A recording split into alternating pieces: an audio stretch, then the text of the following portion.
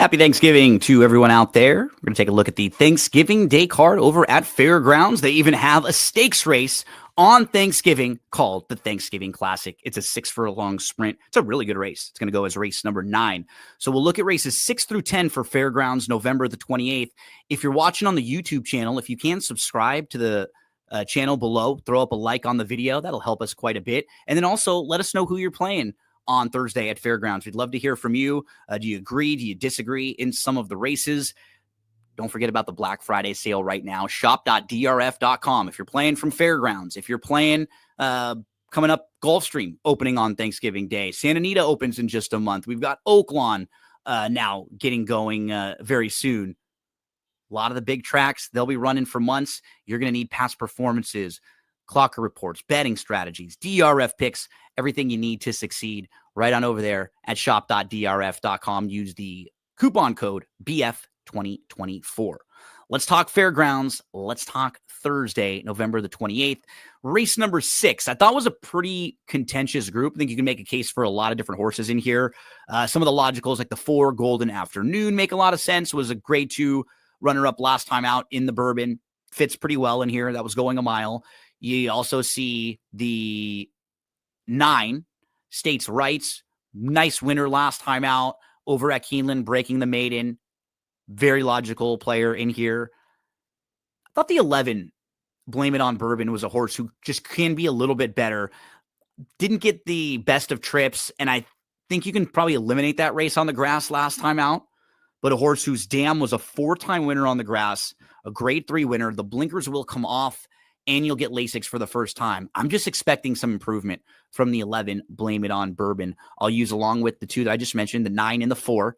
The 6 would be kind of an interesting price play that I'm going to throw into some exotics too, because I thought that first start going long was good for a horse who showed speed and some versatility in prior turf sprints, losing to a nice horse named Governor Sam, who was in the Breeders' Cup Juvenile Turf and was a major player in that race. Ended up finishing 3rd, was only beaten a length that day.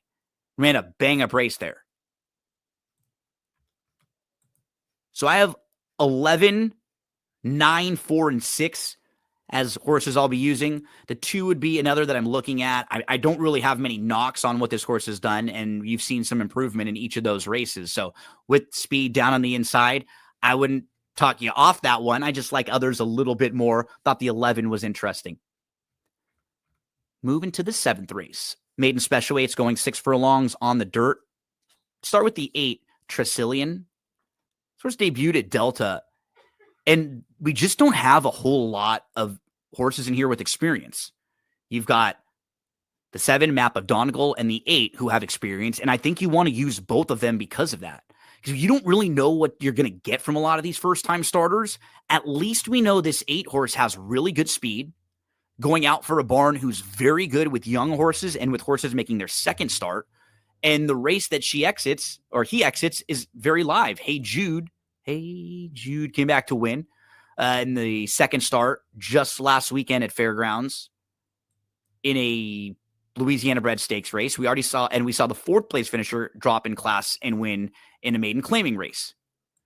So this horse at least has some speed. I have to throw him in because of that, with the possibility of him coming out of a race that might be a little better and a little faster than it looks on paper. And this barn very good with horses making their second start.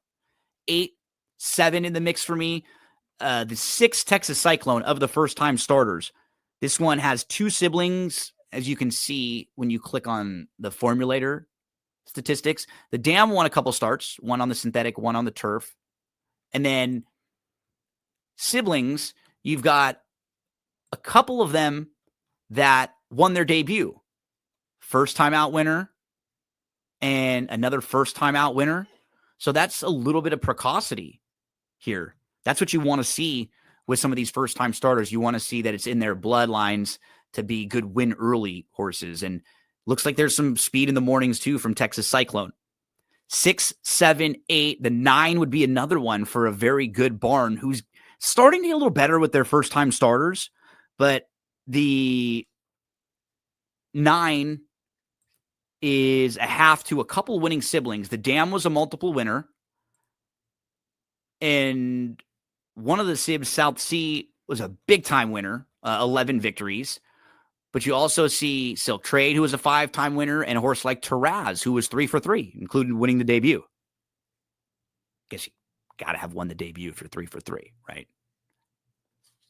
8, 6, 7. The 9 would be the next one I used. And then the 2 is super logical. These are challenging races, right? Pretty capable. Dam was a winner. And then you've got the 4, Chase's Magic, who's a half to a 4-time winner, named Chasing Melody, who is stakes placed and a grade 3 winner. I think you could make a lot of cases for horses in here. I didn't even mention the 5 Zoom, who's just an obvious connections play. There's not a whole lot on the pedigree here. That's why. Unraised Dam, first full. I went 8, 6, 7, then 9, 2, 4, and 5 would be the next group for me. But I'm starting with the 8. I'm looking at the horses with experience in this race. I thought the 6 of the first-time starters was the one that intrigued me the most. That's race 7 on Thursday. Let's flip the page to race number 8. Optional 50, claimers, non-winners of 2, going about the mile and a 16th on the turf course.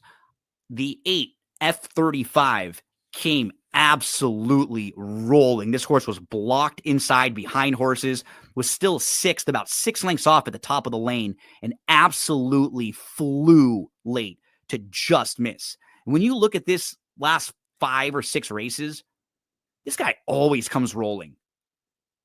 He's missed twice by a neck, and those 2 defeats when finishing second by a neck are what's keeping him from 5 straight wins.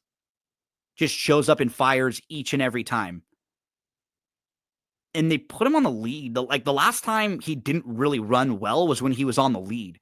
Since they've been taking him back and making one late run with him, he's been really good.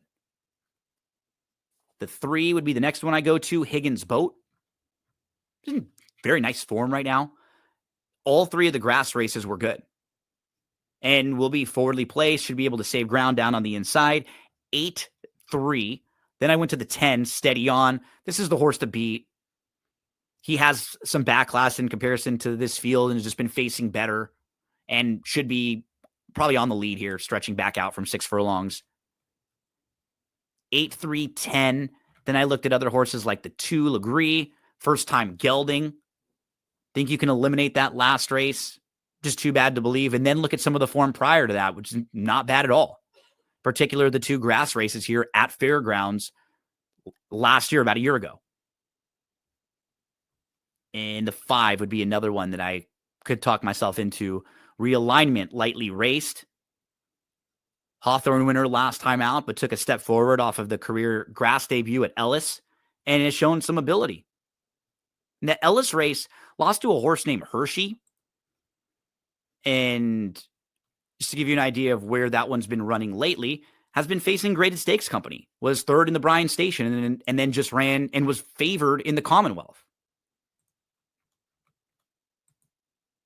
8, 3, 10, 2, 5. I'm not using all these horses in these races. I just kind of put the horses in order of the ones that are on my radar. I know some people play a pick 4s and maybe use 1 or 2 horses. Others play trifectas, and so they're looking for horses in the 3rd and the 4th spots.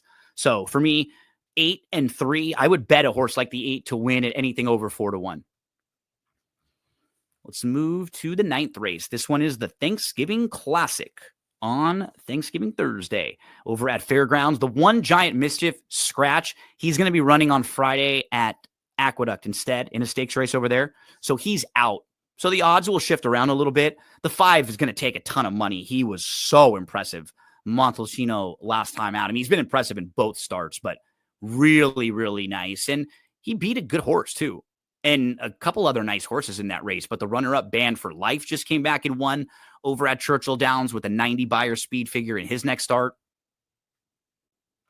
The 10 would be the next one I look at. Bo Cruz. Oh, this is my guy, Bo. Bo fits so well in a spot like this. 6 furlongs may be a tad short for him, but class-wise, he absolutely fits with this group. He won the Commonwealth back in April. We just haven't seen him since. He's been off. So this is his return, but with the outside draw, maybe he's a little short first start back, but I have to use him because I think he's better than most of this field, who's kind of unproven. The 9 might be the bet for me, though, in this race, because when you look at Komorobino Amode, since he breaks his maiden, going 6 furlongs back in March at Oaklawn, he comes back in his next start, he finishes 3rd. It's a good effort. And then he really crushes at Louisiana Downs, steps up, crushes at Lone Star, and then they start going a little too far. Mile and an 1/8, mile and a 16th, that's just a little farther than where he wants to go. He's 6 furlongs to a mile. And if you eliminate those races going a mile and a 16th and a mile and an 1/8, and I'm not even saying completely dismiss them, because he ran well behind horses like Hit Show and Skippy Longstocking. He's multiple graded stakes placed in those races. I just don't think that's where he's at his best. Now he cuts back.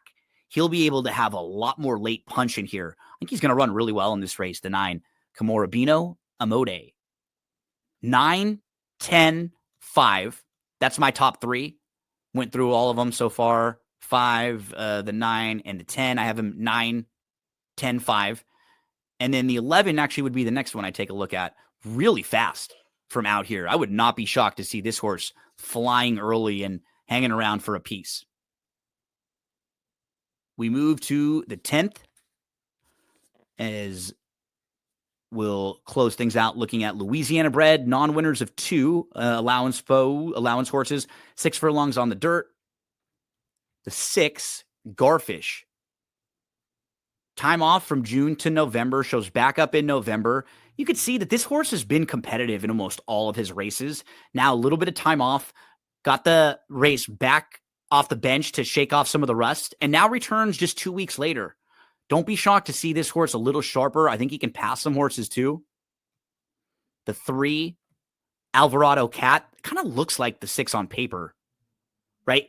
Time off, comes back, gets that tightener, now stretching back out a little bit.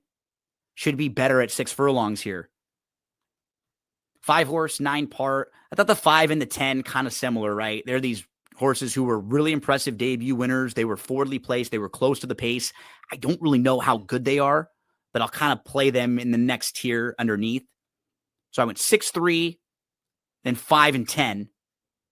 Looking for one more, maybe the 12, Benji Star, to the outside, 9 to 2, getting the ultimate equipment change the first time gelding there. So 6, 3, 5, 10. If you wanted to go a little deeper, or you're looking for another one, maybe the 12, Benji Star. Best of luck on Thursday over at Fairgrounds. Hope you all have a great Thanksgiving Day with the family. And don't forget about the Black Friday sale at shop.drf.com. We have a lot of other videos for Thursday. If you want help from Gulfstream or at Churchill. For Friday, we have Del Mar and Churchill Downs. For Saturday, Churchill Downs with Barry and Del Mar and Gulfstream. So we are all over the place. Thursday, Friday, and Saturday this week.